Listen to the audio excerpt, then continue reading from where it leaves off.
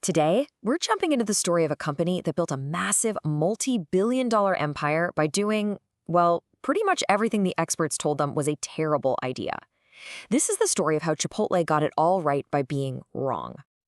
And this quote from the founder, Steve Ells, it just says it all, right? From day one, his whole vision was met with, nope, that's a mistake.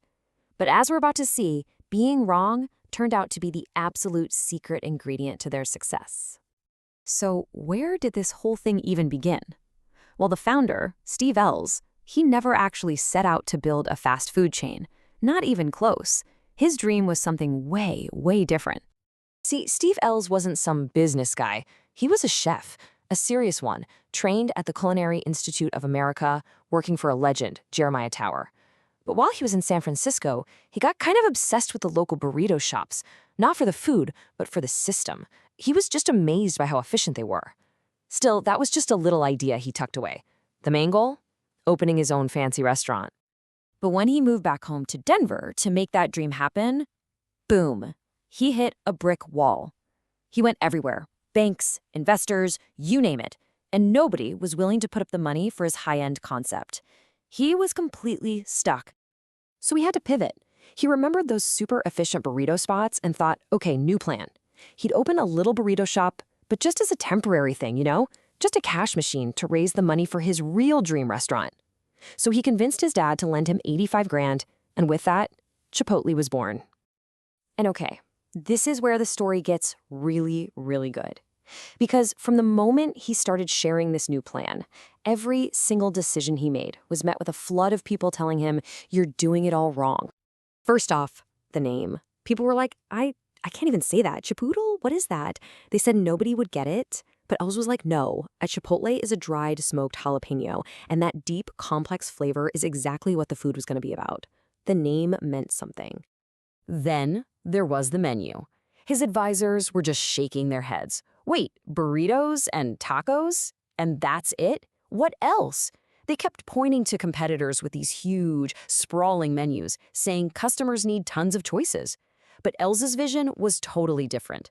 A small, focused menu where every single item could be amazing. And the price? Oh man, this was a huge red flag for the experts. $4.50 for a burrito back in 1993? They thought he was insane. Taco Bell was selling stuff for 59 cents. They were absolutely positive nobody would pay that much. But Ells knew he was selling something completely different. Real ingredients, real cooking. And that had real value.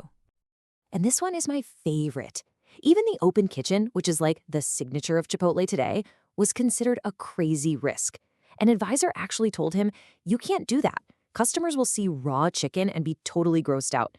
But Ells saw it as pure transparency. He thought, they won't need me to tell them it's fresh. They'll see us doing it.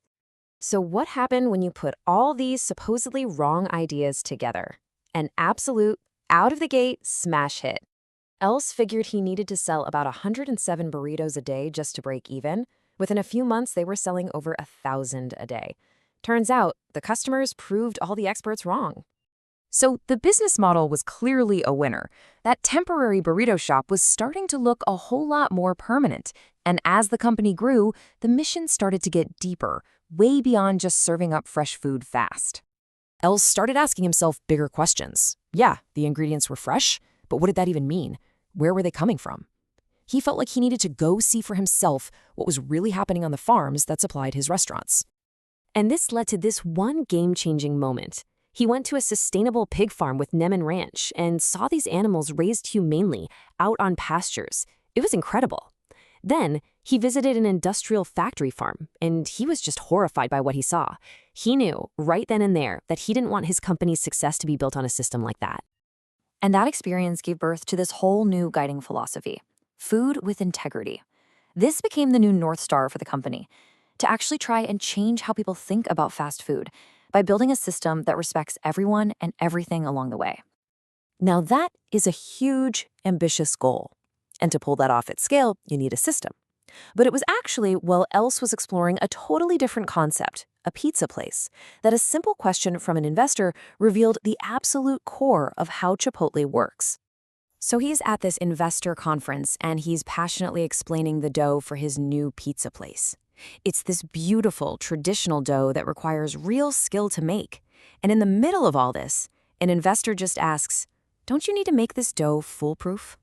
So let's just pause on that word for a second. Foolproof. What does it really mean? It means a system so simple any old fool can do it, right? It's all about designing a process that takes skill, judgment, and the human element completely out of the picture. And in that one moment, it all just clicked for Ells. He realized the entire fast food industry is built on making everything foolproof. Pre-cut lettuce, frozen patties, sauce dispensers, it's all designed to de-skill the job. But Chipotle? Chipotle was built on doing the opposite, on doing things the hard way. It was an anti-foolproof system. So if you completely reject the foolproof model, what do you replace it with? How do you keep quality high and actually scale the business? Well, the answer isn't a simpler process. It's finding better people. Instead of a foolproof system, Chipotle built a people-powered one. They started hiring for characteristics you just can't teach.